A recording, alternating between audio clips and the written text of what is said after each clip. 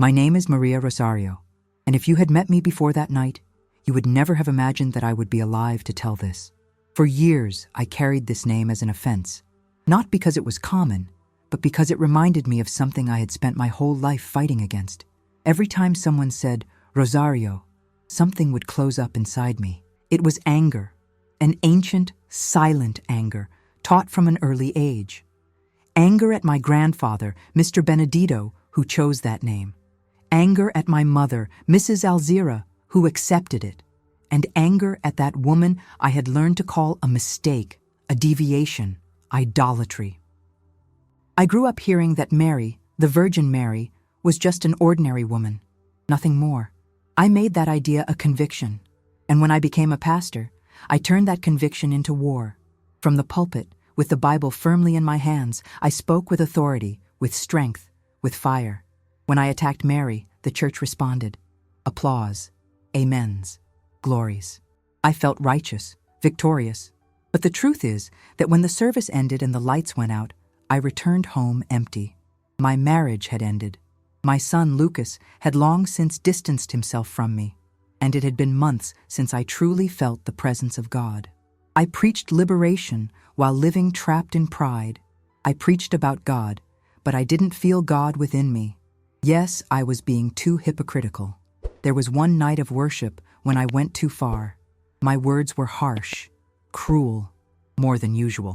That night, I don't know why, I was filled with enormous anger inside me. I used the name of God to hurt. Many brothers were frightened by my tone of voice, my anger with the microphone in my hands. I noticed the shocked expressions of some. At the end of the service, Elias, a brother from the church, confronted me.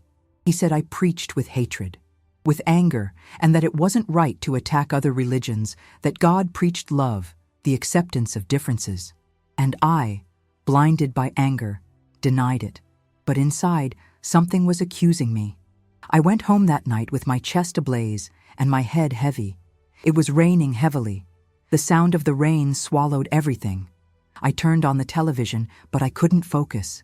It was then that I felt a strange pressure in my chest. First light, then unbearable. The air disappeared. My legs failed me. The phone was nearby, but I couldn't reach it. The world began to darken. The sounds faded away. And in the midst of that frightening silence, a voice called my name. It didn't come from the street. It didn't come from my mind. It was a female voice, sweet, firm, and saying, Rosario. After that, I don't remember anything else. Before I continue my testimony, write your name and age in the comments so I know who listened to me today. Don't forget to like this video and subscribe to the channel. Now let me continue. When I regained consciousness, I opened my eyes and realized I was no longer in my living room. The rain had vanished. The noise, the weight in my body, the pain, everything had disappeared. Even so, I knew something was very wrong.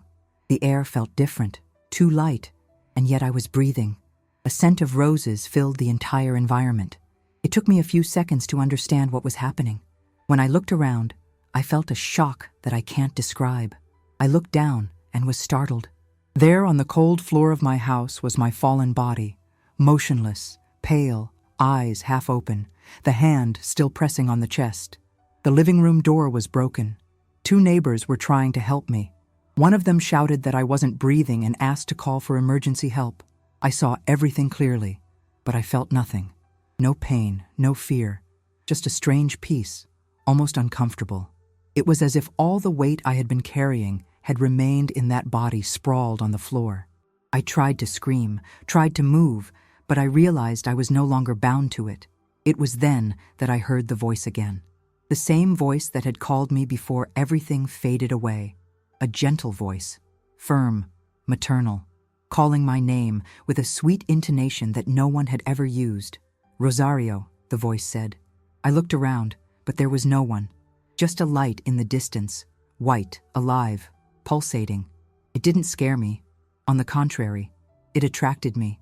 With each step I took toward that light, everything around me grew distant, like an old memory losing its strength. I tried to pray, but I couldn't form words. It was no longer a spoken prayer. It was as if my heart was speaking on its own, and without understanding why, I began to cry. It wasn't despair. It was recognition. The light grew, and along with it came a deep sense of truth, as if, for the first time, I were seeing without filters, without pride, without defenses. The light became stronger, and everything changed. It wasn't a tunnel, nor an emptiness. I realized I was walking through a vast, beautiful field with lovely flowers covered by a golden, soft glow that didn't hurt my eyes. In the center of that place, there was a presence. Even before I could see it clearly, I knew who it was. My heart, or what was left of it, tightened. A part of me wanted to retreat, to deny, to flee from that place. But it was too late. That presence was approaching. And everything in me knew that nothing would be the same again. When that presence became visible, my heart tightened even more. It was a woman. She wore a light blue mantle, soft as the sky at dawn. The light around her didn't come from outside, it came from her. It wasn't too strong, nor blinding. It was alive, a light that embraced, comforted.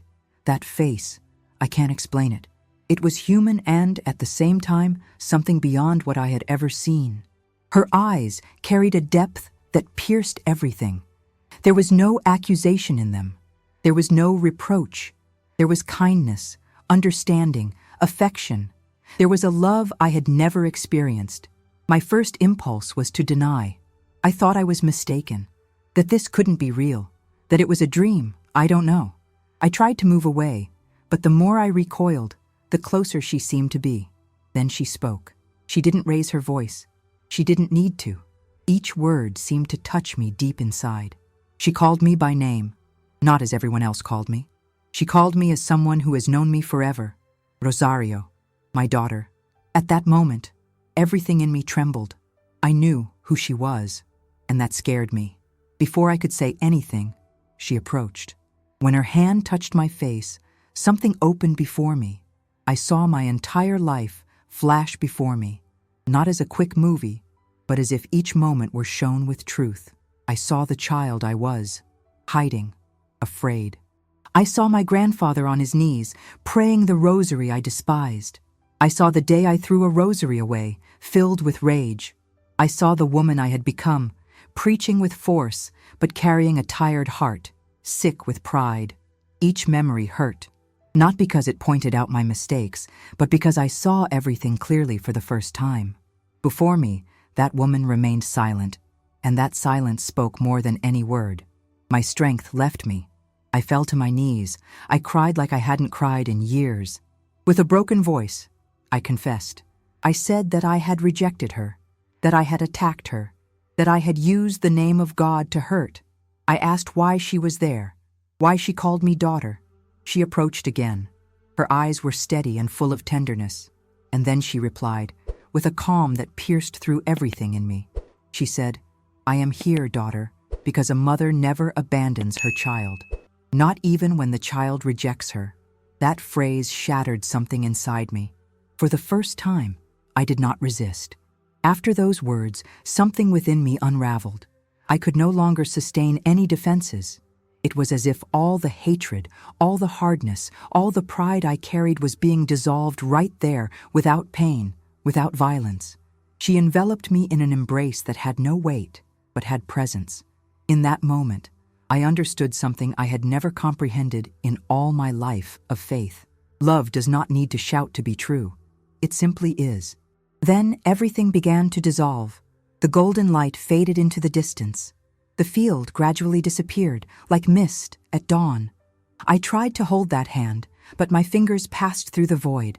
The fear returned. I didn't want to leave there. I wanted to stay, where I finally felt whole. With a choked voice, I asked not to go back. That was when I heard, for the last time, that voice, now more distant, but firm as before. It said I needed to return, that there was still something to be done through me. It said I would have a purpose to fulfill. Suddenly, a sharp sound pierced through everything. A shock coursed through my body. Then another, and another. I felt an enormous weight in my chest, as if I were being pulled back with force. I opened my eyes with difficulty. White lights, hasty voices, an oxygen tube on my face. air entering heavily into my lungs. Someone was saying that I was coming back. Another was talking about pressure, heartbeats, emergency. I regained consciousness, feeling dizzy, somewhat lost, trying to understand what was happening. A doctor approached. His face was serious. He said I had suffered a massive heart attack, that my heart had stopped for several minutes, too many minutes, that he had never seen anyone survive after so long without a heartbeat. I couldn't respond. I just closed my eyes and cried, not out of fear, but out of certainty. I knew where I had been, and I knew I hadn't come back by chance. I knew who saved me. In the following days, I remained silent. The nurses said I seemed distant, but I wasn't. I was reliving every detail, the gaze, the touch, the words. Sometimes a soft fragrance filled the room inexplicably, and every night, before sleeping, something within me whispered the same thing. Something said, "Pray." I had never prayed the rosary. I barely knew the words. But a nurse, Teresa, inexplicably left a white rosary on my pillow. Trembling, I held that rosary, and for the first time, I began to pray. And as I prayed, something within me began to be born. The days in the hospital passed slowly, not because time was slow, but because everything within me needed to reorganize. I was no longer the same person who had entered that emergency room. Something had died in me that night, and something much stronger had been born. I almost didn't speak. I would stare at the ceiling, listening to the sound of the heart monitor, trying to understand why I had come back. I had seen something that no words could fully explain. I had felt a peace that nothing in this world can offer. And yet, I was there, breathing again. Every night before sleeping, I would take the white rosary that was on the pillow. At first, my hands trembled. The words came out confused. But gradually, each prayer seemed to touch an old wound and, at the same time, heal it. For the first time, praying was not an obligation. It was rest. And as I prayed, that name I had so rejected began to gain another meaning. Rosary was no longer a burden. It was a path. When I was discharged, I knew I couldn't simply go back to the life I had before. Something within me said that pulpit was no longer my place. Still, before making any decision, I went to the church where I had pastored. I entered alone. The temple was silent, the microphone in the same place, the pews empty. I went up to the altar and stood there for a few seconds, in silence. I didn't feel anger. I didn't feel pride. Just gratitude for everything I had experienced there, but also the certainty that that cycle had come to an end. The following Sunday, I returned to the church. The church was full. Familiar faces, people who saw me as a spiritual reference. Many were there to see my return. I went up to the pulpit, took a deep breath, and said something no one expected to hear. For the first time, I gave my testimony. I said that I had died. A heavy silence filled the room. I told them I had been between life and death, and then I said calmly that there I had found the one I had fought against the most. I said that Mary had called me daughter, that I had found the Virgin Mary. Some stood up indignantly. Others began to pray loudly as if they wanted to silence me, but I continued, steadfast. I told what I saw. I told what I heard. I told what I lived. And I ended by saying that the truth does not belong to those who shout the loudest, but to those who love the deepest. I handed the microphone over and left the pulpit and never returned to that church. It was no longer my home, my place. The following months were difficult. I lost friends. I was judged, ridiculed. But strangely, I had never been so at peace. I looked for a simple Catholic church in a remote neighborhood. I sat in the last row. There were no other people in the church. When I saw the image of the Virgin Mary on the altar, my whole body trembled, not from fear, but from recognition. The same presence, the same gaze. I knelt and cried. A nun, Sister Clara, approached and placed her hand on my shoulder. She didn't ask anything. She just stayed there. Little by little, I began to rebuild my faith in that church. Prayer group, catechism, daily mass. Each step was like learning to breathe again. When I received my first rosary from Father Antonio, I finally understood the meaning of everything. Each bead between my fingers was a healed memory, an accepted forgiveness, a closed wound. Years later, I felt I needed to do more. I decided to dedicate my life to the Virgin Mary. I entered the convent. I would become a nun. I felt a calling. I felt that this was my purpose. The former pastor gave way to someone who learned to listen. Today, when someone comes with a broken heart, I repeat the same words I heard from the other side. A mother never abandons her child. If this testimony touched you, let your heart speak in the comments and write, Mary, the true mother. And if you are not yet part of this channel, subscribe and walk with us. I am Maria Rosario. I died to pride, and I lived for love. May God bless you always. Amen.